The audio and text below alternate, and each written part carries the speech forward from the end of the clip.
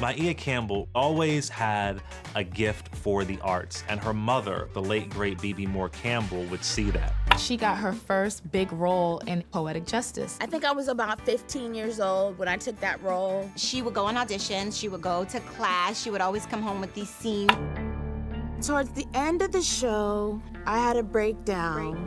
I know she had an internal battle because she was starting to feel different and she didn't know why. What bipolar does is it takes you from the highs to the lows. For her to sit down and accept it, it was really hard. But being the fighter that she is, she's ready to testify the good, bad, and ugly of her life's journey. I'd love for Halle Berry, Tyler Perry to call me and say, let's get a movie production going, you know what I'm saying?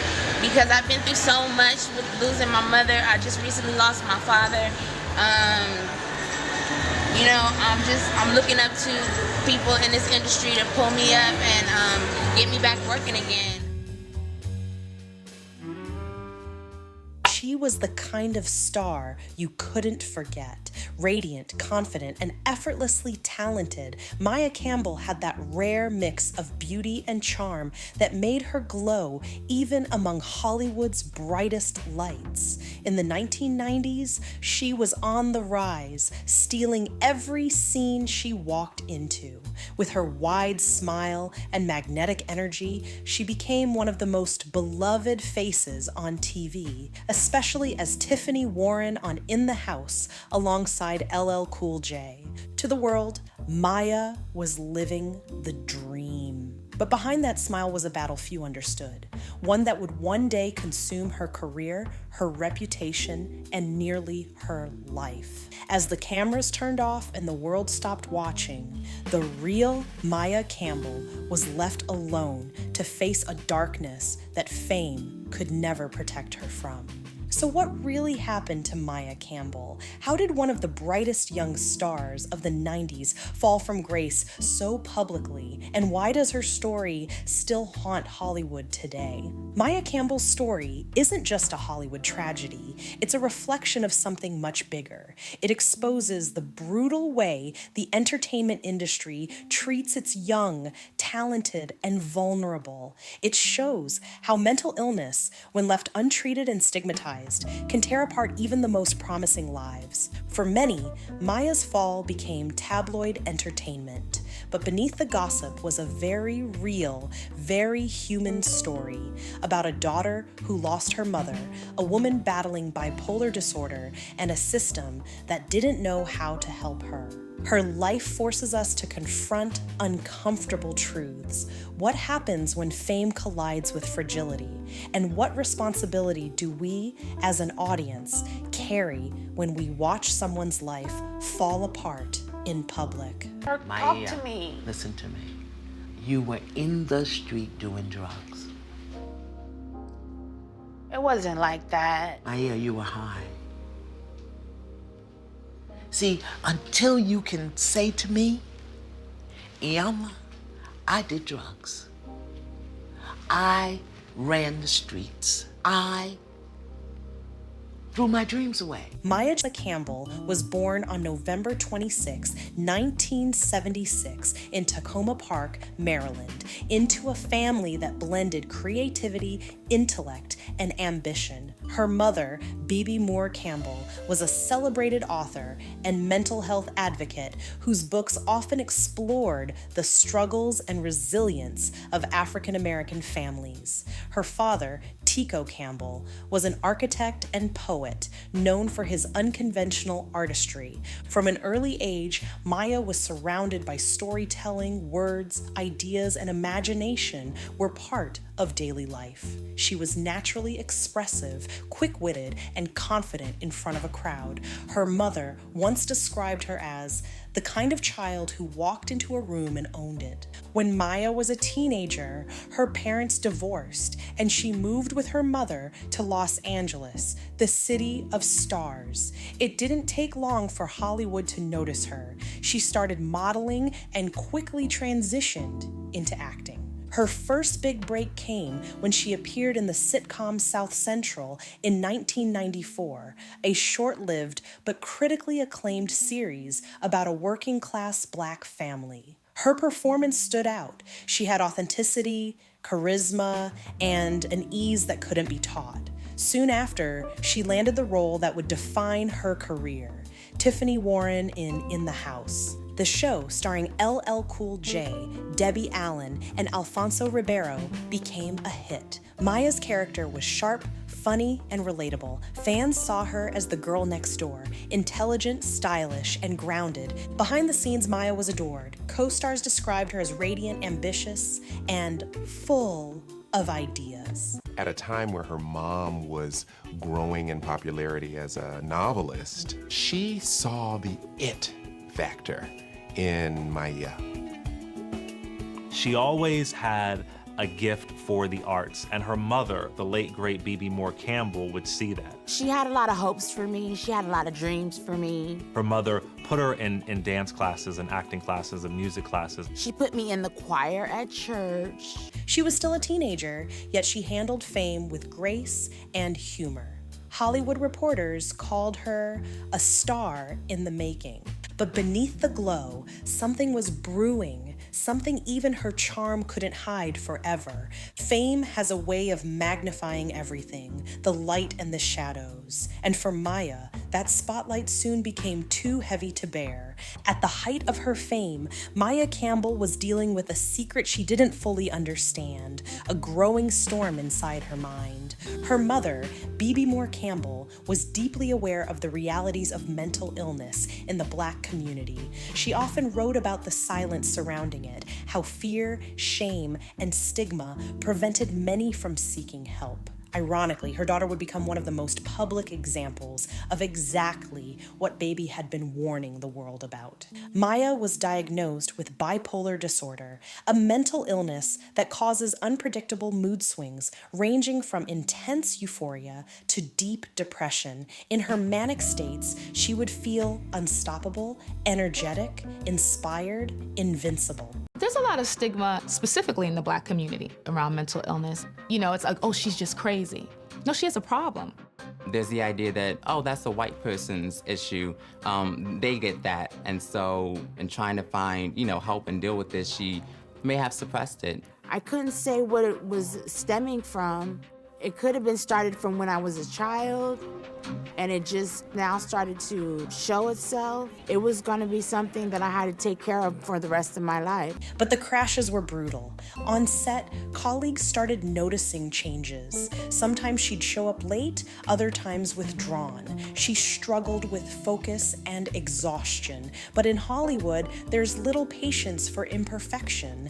Instead of being offered care, she was quietly judged, misunderstood, and eventually replaced. Maya's mother urged her to get treatment, but Maya often resisted medication, a common struggle for people living with bipolar disorder. She feared it would dull her creativity, that it would make her someone else. By the late 1990s, her acting opportunities began to fade. The young woman who had once embodied success was slipping through the cracks, and few around her knew how to help. Then, just as she was beginning to lose control, the one person who had always fought for her, her mother, was taken away too soon. In 2006, tragedy struck. Maya's mother, Bebe Moore Campbell, passed away from brain cancer. For Maya, the loss was devastating. Her mother had been her anchor, her confidant, her protector, the one person who truly understood her struggles. Without that support,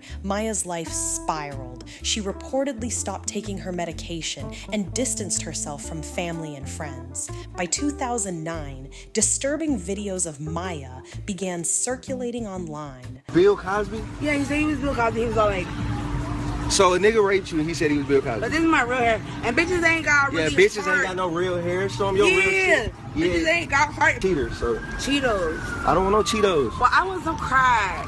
You want some crack, I baby? said, now no cane. No cane to Gucci. The once radiant actress appeared disheveled, disoriented, and visibly unwell. The internet, still in its early days of viral sensationalism, pounced. Instead of compassion, Maya became the target of ridicule. Gossip sites used her pain as clickbait. YouTube thumbnails screamed things like, "What happened to Maya Campbell?" and "From fame to the streets." No one saw a woman suffering from untreated bipolar disorder and addiction. They saw a fallen star, a spectacle. Even worse, strangers began recording her on the streets of Atlanta, sometimes offering her money or drugs in exchange for humiliating videos. It was exploitation disguised as concern. In a haunting twist, Maya's late mother had once founded an organization called NAMI Urban Los Angeles to help families of people living with mental illness. It was as if Bebe had spent her life building the safety net her daughter would one day need, only for it to vanish when she was gone. But just when it seemed the world had turned its back on her, one of her oldest friends and former co-stars stepped in, determined to help her find her way back. When LL Cool J saw the viral videos of Maya, he was heartbroken. He publicly reached out, offering help and financial support for her rehabilitation. Others in the industry, including Debbie Allen, also expressed concern. Maya entered rehab multiple times. There were glimpses of recovery, interviews where she appeared clear-headed, soft-spoken, and honest about her struggles. She acknowledged her illness, admitting, "I know I need help. I just don't always know how to stay in the program." But relapse is common with bipolar disorder, especially when combined with addiction and trauma. The cycle repeated, brief recoveries followed by more public breakdowns. Her family remained hopeful but cautious. In 2017, after another troubling video surfaced, LL Cool J once again offered to help. But Maya refused. "I don't need help," she said in a video, her voice defiant yet fragile. "I'm good." It was heartbreaking. A woman trapped between awareness and denial, between strength and suffering. And while the world debated whether she wanted to get better, few recognized that untreated mental illness isn't a choice. It's a storm that rewrites logic, trust, and even identity. By now, Maya's story had become a cultural talking point, not just about fame and failure, but about how America treats Black women in pain. Maya Campbell's decline wasn't just a personal tragedy, it was an indictment of a system that commodifies people until they break. As a young Black actress in the 1990s, Maya faced enormous pressure to be perfect, to represent, to inspire, to stay composed. Hollywood had little space for vulnerability, especially for women of color. There were few mental health resources, fewer advocates, and almost no forgiveness. When her illness surfaced, producers didn't step in with care or counseling. They stepped back. When her life unraveled, the media didn't show empathy. They showed cruelty. Each viral clip, each mocking headline chipped away at her dignity. The public forgot that this was a real person, a daughter, a mother, and a survivor. Her story exposed something dark about celebrity culture, the way people consume suffering as entertainment. Maya became a tragic character in a story she never agreed to tell, and yet, through it all, she remained a symbol, not of failure, but of how far we still have to go in understanding and supporting those who live with mental illness. But even in her darkest moments, Maya never stopped being human. And in that humanity, in her fight to survive, lies the real heart of her story. In recent years, Maya has lived mostly out of the spotlight. Occasionally, she's been spotted at community events, church gatherings, or with friends. Each new photo sparks conversation, a reminder that she's still here, still fighting. Those close to her describe Maya as gentle, deeply empathetic, and surprisingly humorous despite everything. She's known to encourage others who are struggling, using her own experience as a form of connection. The legacy of her mother's advocacy continues through her, even unintentionally. Every time her name trends, people are reminded of the importance of mental health awareness, compassion, and understanding. While there's no perfect ending to Maya Campbell's story, there is resilience. There's survival, and that alone is worth honoring. She may never return to television. She may never reclaim the fame she once had. But Maya's story still matters because it forces us to see the person behind the image, the pain behind the smile, and the humanity behind the headlines. Maya Campbell's life is not a story of scandal. It's a story of struggle, love, and survival. It's about what happens when fame meets fragility and how a society obsessed with perfection forgets to offer grace. If there's one lesson her life teaches, it's this: pain should never be entertainment. Compassion, not judgment, is what saves lives.